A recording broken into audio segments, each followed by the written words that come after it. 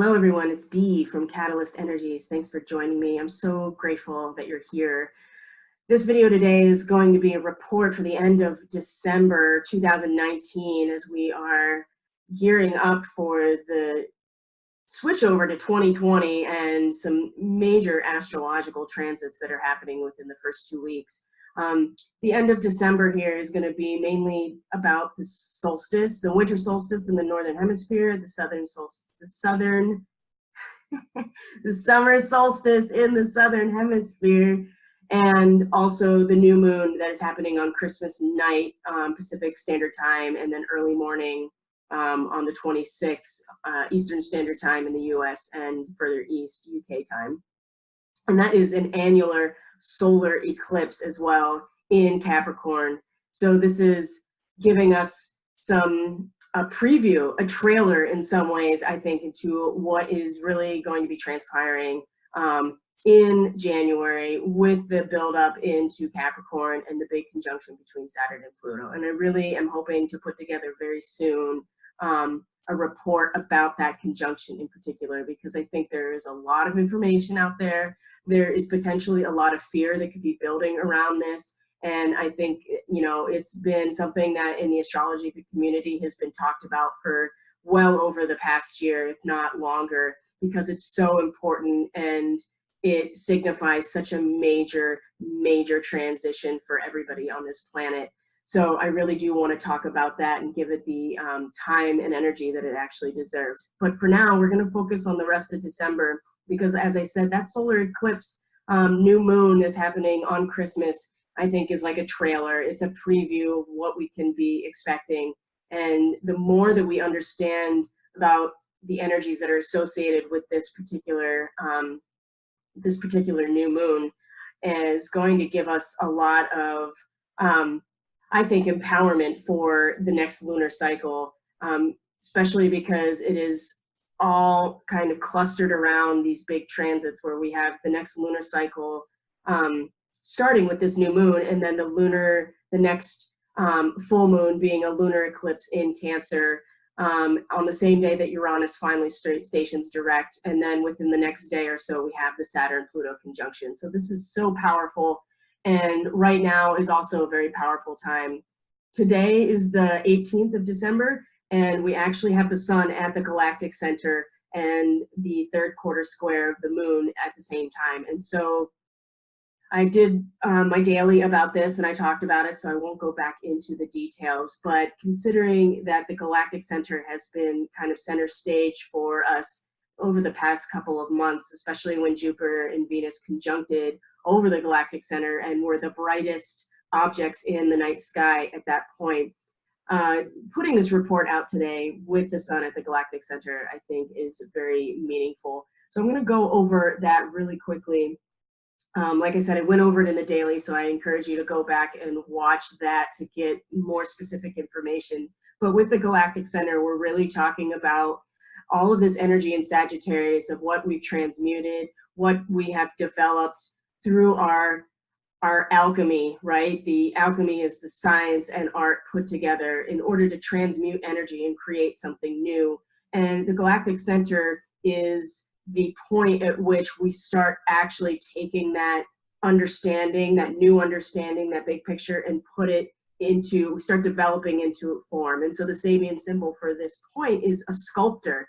And a sculptor is, in fact, taking those creative ideas and the art that is embedded in the creator and starting to shape it into something tangible, something physical, something material. And as we move into Capricorn, being a cardinal earth sign about shaping and creating something physical and material, it makes sense that the center of the galaxy is this point for us. And so the light from the sun right now is shining down on this. It is pointing to and clarifying what this point means for us. And when you get a reading of your natal chart, you can see where there are any points or planets or aspects that may be lined up with the galactic center that could really point you towards what is it in this life that you are here to sculpt into form, that is here for not just you, but for the collective and for the progression and the evolution of us on this planet and humanity as a species. You know, we are so close to becoming a species that could exist off of the planet that we have were born onto. And so I think that this, whatever it is that we came into this life to do right now at this point in history, is really forwarding that particular progression. Third quarter square, crisis of consciousness, as we're ending the lunar cycle, as we're the light of the moon is waning, she's losing light, so she is losing her power. And so when the sun and the moon are squaring off like that, this is a crisis in consciousness and an opportunity to reorient ourselves. And we may have really been feeling that with the moon. It's been in Virgo now for the last day or so, really giving us an opportunity to see what's working for us and see what's not working for us. And that's in terms of how we're feeling. You know, the moon is about how we're feeling, what's going on intuitively, what's going on in our dreams. And this is often the first indication of things that maybe need to change or things that we need to address. They start coming up in more subtle ways. And the moon represents these subtleties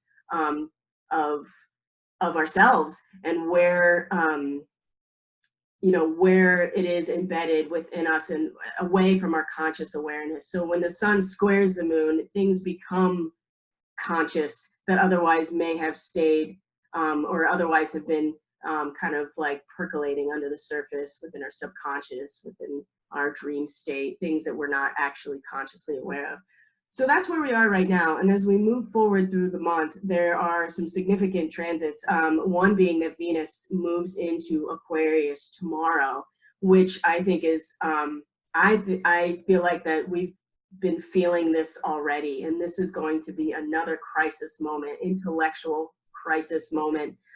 Venus moving into Aquarius, the first 10 degrees or the first decan of Aquarius is the 5 of Swords in the tarot. And for anybody familiar with the tarot, that it's not a great card to get. People don't really often like it.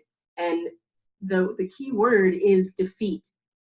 It is the idea that we realize through our intellectual process that there are restrictions that we have to face. Now, this point of crisis could be utilized as an opportunity to, again, just with that third quarter square, reorient ourselves to see what needs to change, to see where our restrictions are.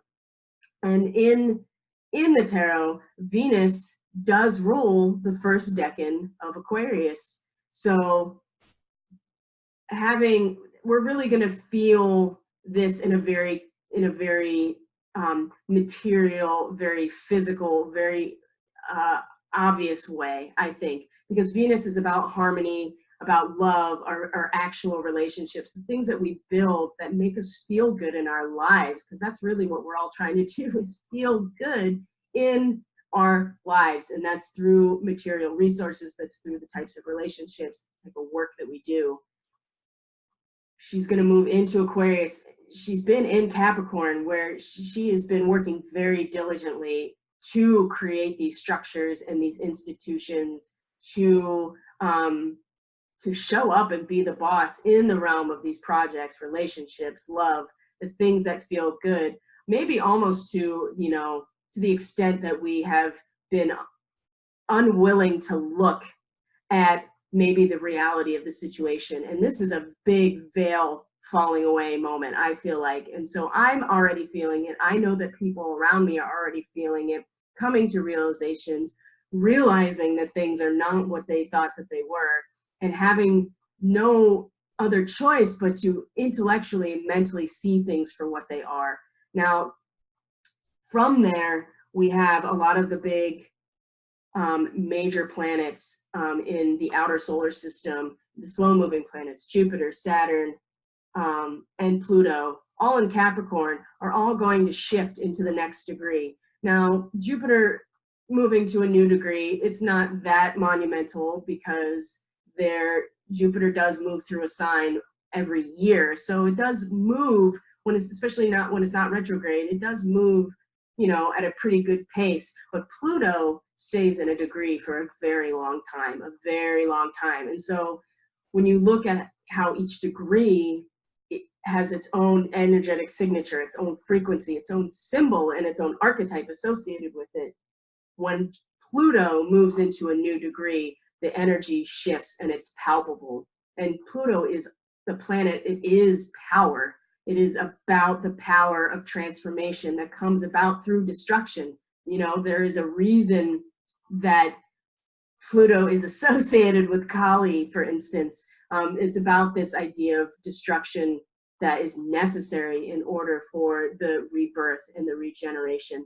And so on the same day, Jupiter, Saturn, and Pluto, all in Capricorn, shift into new degrees. And this is going to be palpable.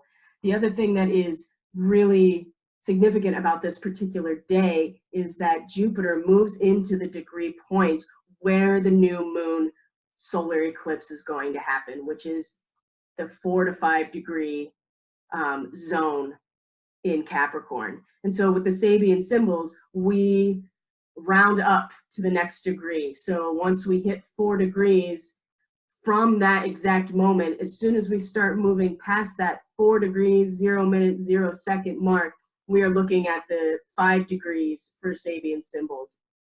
Now, Jupiter is going to move into this 4 degree point on the same day that Saturn and Pluto also change degrees. And so really want to look to this point with Jupiter specifically to see, to give an idea, because it's going to expand this idea. It's going to expand this energy. Jupiter is the ruler of all of the deities in Greek mythology. Zeus was the ruler of the gods. And so it is the guru, the teacher, the leader, and it's the big picture. And Jupiter rules Sagittarius. It's been the big picture, the ultimate truth.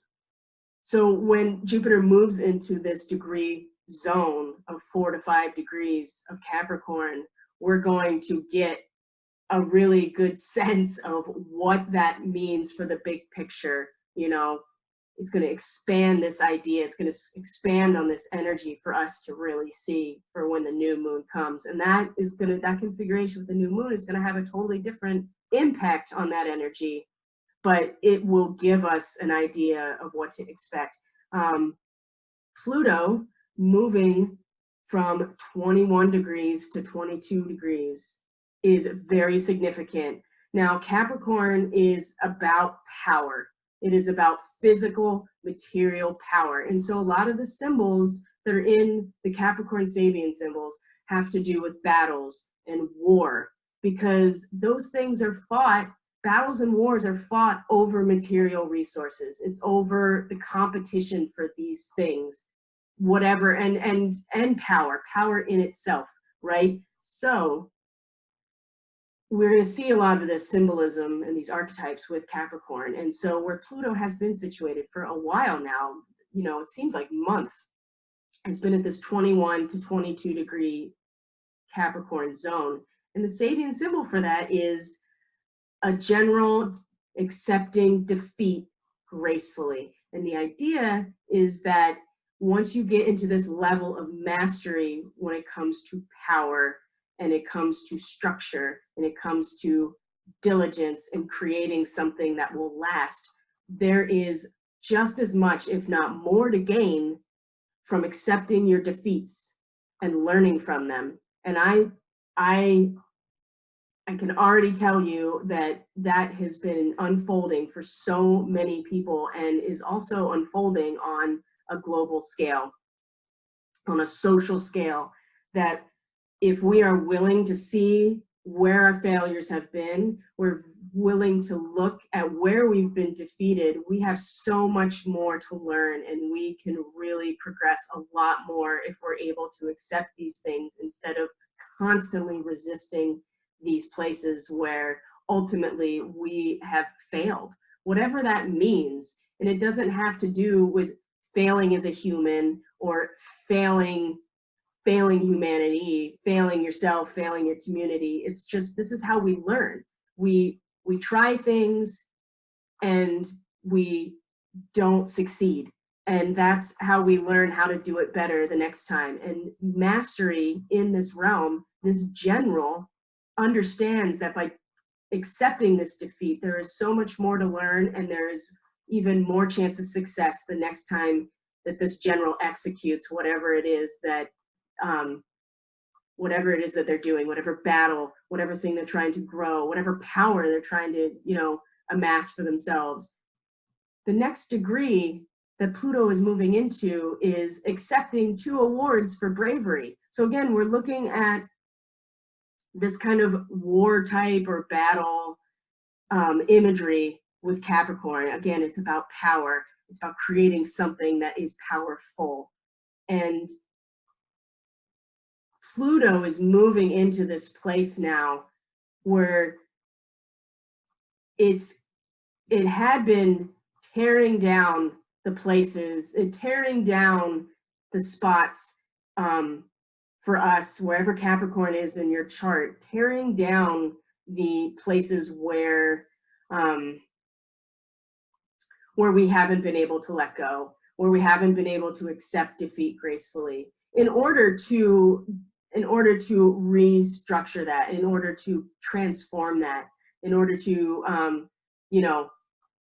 experience the rebirth. And now Pluto is moving into the degree point where we have an opportunity to accept awards for bravery. We have an opportunity to be courageous. And Pluto is about power and breaking down the places that breaking down our fear, breaking down our resistance, and then giving us an opportunity to really be brave, be courageous. But we have to be willing to face that defeat. We have to be willing to let it be destroyed right in front of us, and not identify with the physical nature of it as everything. And that's why Capricorn is not the end of the zodiac wheel. It's why it's Pisces, and it's why it's associated with the devil. Not because Capricorn is evil, but because it is the illusion that this material power is all there is. And if you're involved in a spiritual path whatsoever, you have some understanding, either intellectually or otherwise, that this material life, it's not an illusion, but it's not the end all be all. But the devil is the idea that we are trapped, that we believe that this is the only place, this is the only thing to work toward, this is the only goal worth having. It's important that we have these goals. It's important that structure is built, and it's going to become more and more like that as we continue to pile up this energy in Capricorn. We still have, as of today, one more day, Venus in Capricorn, Jupiter, Saturn, Pluto, and then the sun on the solstice we're going to have. And then, Mercury is not far behind. So we're going to feel how important it is. And there might be this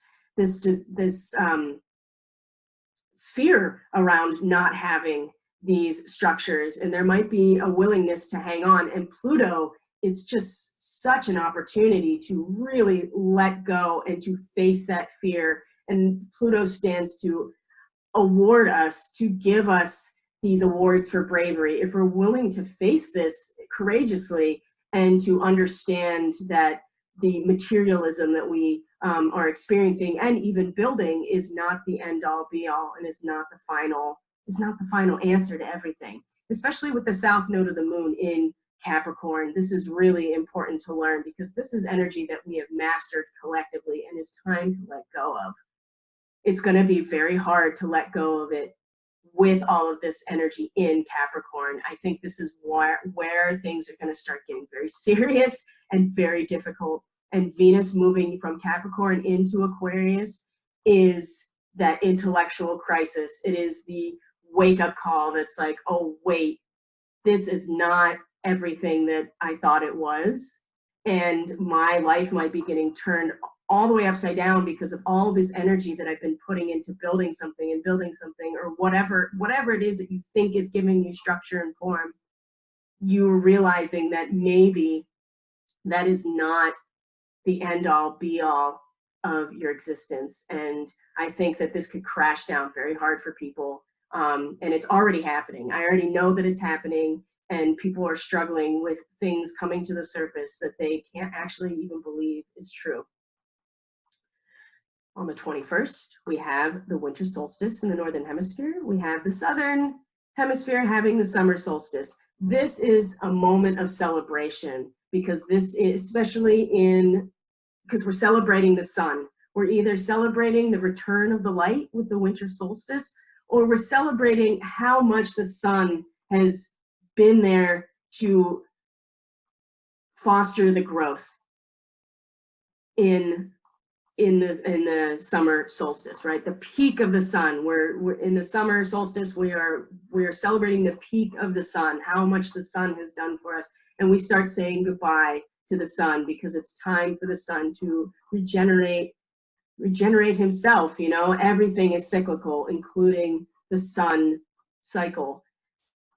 But right now, for the winter solstice, we're focusing on celebrating the return of the light and return of power into this place. And I think that it's very interesting to me. I've been really considering this and ruminating on the almost this cognitive dissonance about it, because we are celebrating the structure of the earth, of the natural cycles, of the fact that the sun will return as long as there is a sun in our solar system for us to orbit around. That is something that we can rely on, just like Capricorn structures are something that we can rely on. There's something that give us form and meaning and security. And when we are in the darkest part of the year right now in the Northern Hemisphere, we are about to come up on the darkest day of the year. And you can really feel that every year. The holiday season is always so challenging, because there's so much pressure to do things and be a certain way and to have all these material resources, and the reality is that most people don't. And so this is such a great opportunity to let go of what's not working, and to celebrate the fact that the sun is coming back, and to celebrate the fact that there are forms and structures in the earth herself that support us and give us form. Now, the moon at the same time as this is moving into Scorpio, and the moon is at detriment in Scorpio. The moon is a water sign, so there is some connection there, and there is some connection with Scorpio being the realms of the subconscious, being the realms of deep, intense emotion. And the moon is also about those places, in emotion, the subconscious, the divine feminine. But the reason it's in detriment here is because the moon wants to be contained. The energy of the moon wants to be contained, and that is what Cancer is. That's why the moon rules Cancer. It's about the containment. It's about the container that holds us so that we can feel vulnerable and held and nurtured. Whereas Scorpio, there is no containment. Scorpio is deep. It is deep water that you can get lost in, that you can just find yourself, you know, just sinking into. There is no container to hold you in Scorpio. And so it's very, having a moon placement in Scorpio can be, you can just go off the deep end emotionally and become obsessive. It can be psychological, the psychological deep end. And I have a moon Scorpio, 0 degrees Scorpio. So I, you know, am familiar with this energy and how important it is to find grounding and to find tethers to, you know, other aspects and other elements, because otherwise you will just sink into these dark places. It's going to be really important for this solstice time, because the moon is in Scorpio and moving into the balsamic or dark moon phase, that we really do focus on the return of the light, that we really do focus on what we do have, what structures are there, and not so much structures of institutions and what we think are, you know, our jobs, our careers, our, you know, our governments. I mean, but focus more on the natural the natural structures, the natural form, the planet herself, the seasons, the cycle of seasons. If we have a cycle of seasons, we could be in a part of the world where that's not even reality because it's the same season every year. Regardless, it's important to focus on what nature does provide for us in terms of structure and form, and that can also translate into, you know, our guides, our ancestors, our lineage. You know, there is support there too, and this is why ritual at this time is so important, and also to let go of the structures that aren't working anymore for us. So as we move past the solstice, we're coming into the 22nd, we're coming into an aspect where you have Venus in Aquarius squaring Uranus in Taurus. This is called mutual reception, when two planets or points are in each other's corresponding home signs. So Venus rules Taurus, Uranus rules Aquarius. Now, Uranus is in fall in Taurus, meaning that it is weak in Taurus. Uranus is an air sign. It is ruling Aquarius. Fixed air is the collective third eye. It is about the higher octave of Mercury. It is about the downloads that are coming in collectively, you know, the collective consciousness, so to speak. And when it is in Taurus and it's retrograde, we've been feeling it ever since this has come into Taurus. Like, it has not been, there are shifts, and there are sudden shifts in physical reality, in our bodies, in our homes, in, you know, Taurus is fixed earth. It is the soil in which we are planted. And so there have been shifts, and there have been sudden awakenings around these things. There have been quick changes, lightning bolts, but it hasn't been very easy, and Uranus is not at its best in terms of understanding and to see the bigger picture about it. So it's been challenging. It's been a struggle. I think that people have been really struggling with their physical health. You know, things keep coming up, you know, and there's been a lot of upgrades. There's been a lot of clearing and purging on a cellular level that's happening that, you know, has been so uncomfortable and has been really challenging, I think, and has not really gone away because Uranus is continuing to like stay in retrograde.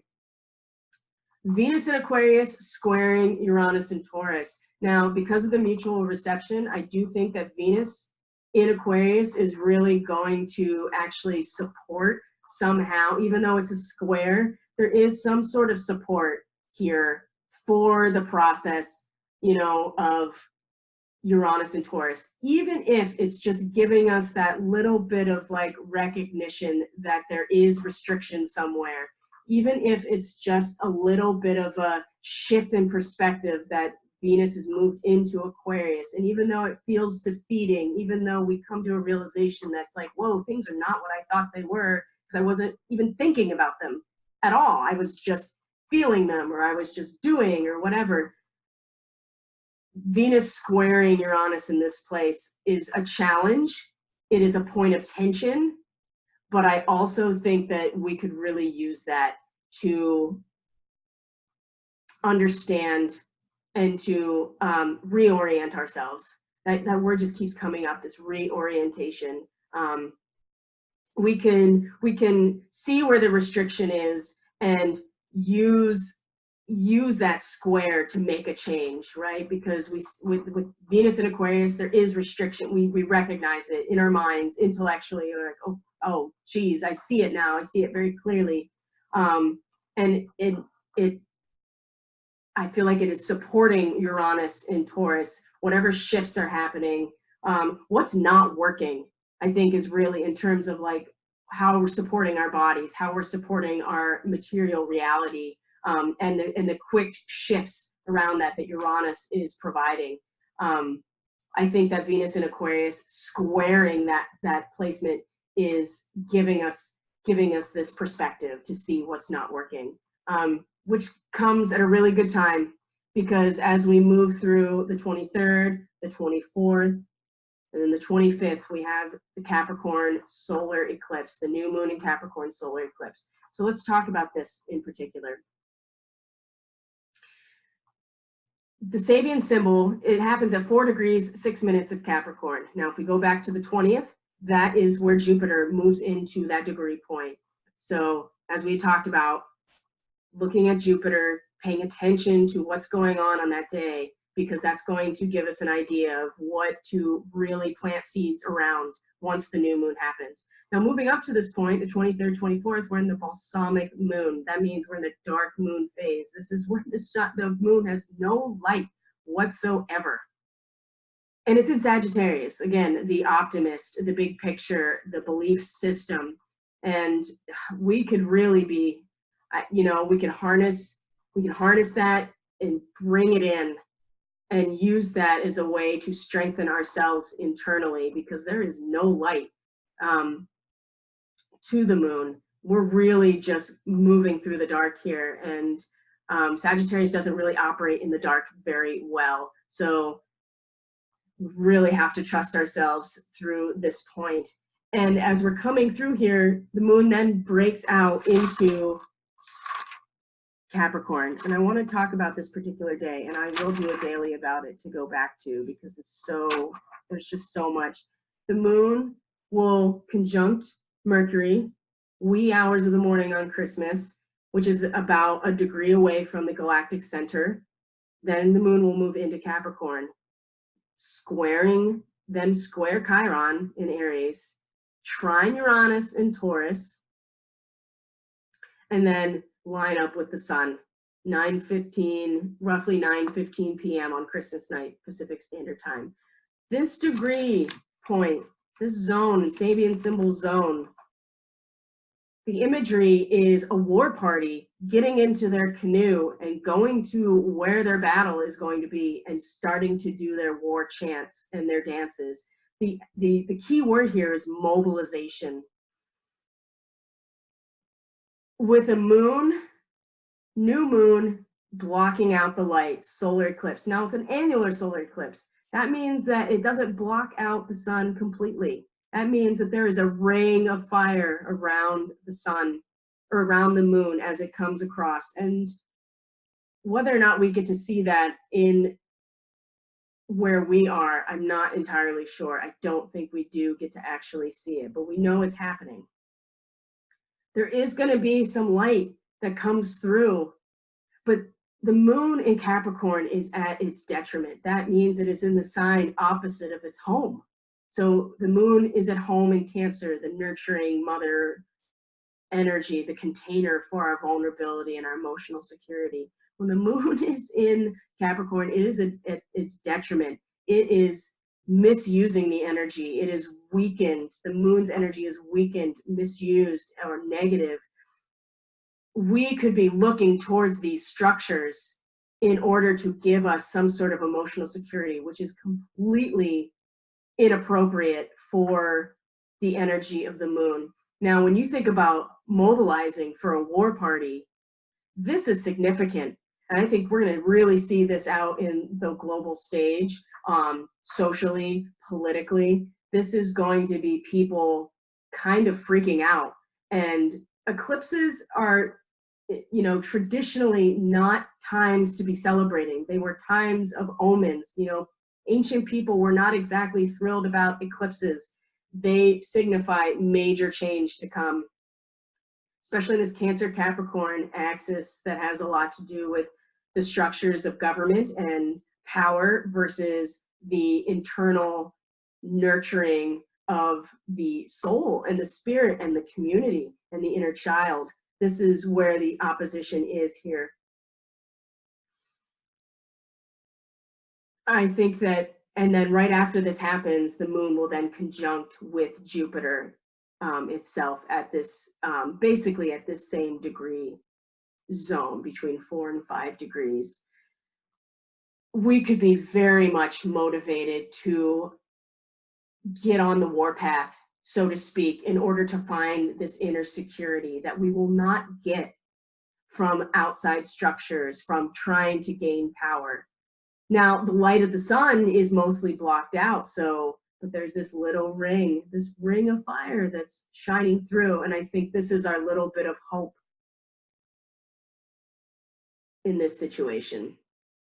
I don't see it. I see the moon here being very, like I said, it's at detriment. It could be very easily misused in terms of gaining security for ourselves. And this little ring of fire of the sun, you know, going back to the solstice here, celebrating the return of the natural structures, the natural support for us that the earth provides. There is hope here. And I think this is where we need to be focusing our attention, is on this hope, as opposed to mobilizing our inner war party to get something, to get power for ourselves in order to feel safe and secure. Because in reality, that's not where our safety and security really is meant to lie. And especially with the North Node being in Cancer, the South Node being in Capricorn, we are meant to let go of that grab for power in order to feel secure. We are collectively meant to go towards this nurturing divine feminine energy that is here to take care of ourselves and the community and to nurture ourselves within. I think that it's really important that we stay very much focused on that Cancer energy. And that's where the lunar eclipse is going to be, right as the Saturn and Pluto conjunction happens. And so in a lunar eclipse, the shadow of the earth blocks the light from the full moon, right? The earth is between the full moon. The earth is between the moon and the sun at a full moon. And so when the moon is in the moon, when the moon and the sun are in the signs where the nodes are, that's where we get eclipses. And so the shadow of the earth is going to block the sun, or block the light that reflects off of the moon. And then we have Saturn and Pluto conjuncting, which is going to solidify the aspects of our material structural world that do need to be destroyed in order for regeneration and rebirth. And there's going to be there's an energy of no going back. And once that happens, Uranus is going direct, and that is also going to be a very big shift. So the dog is barking in the background, and I really think that that is a sign that I have said enough about this energy. And if you want to understand what's going on for you in terms of the new moon, the winter solstice, or the upcoming Saturn and Pluto conjunction, please reach out to me to get a reading. I have a really good offer up on my Facebook page right now for CatalystEnergies that is making it very accessible. I know this time of year is really tight for people, and this is such an important time to understand how all of these energies play out for you personally, and how you can best harness this energy to feel safe, secure in yourself, and to celebrate the return of the sun, because that's really what this time is all about. So thank you so much for joining me. I really hope that you gathered something useful out of this report. I truly love to give these reports. This is very much aligned with what I'm here to do. And I am very grateful to have this platform in which to share with you. So check out the description box below this video if you want to get all the deets on how to get a hold of me, how to access my services, and Facebook. I'm always posting information that is meant to give guidance and to facilitate the activation of your highest potential. Thank you so much for joining me, and I will see you on the next video. Take care of yourselves.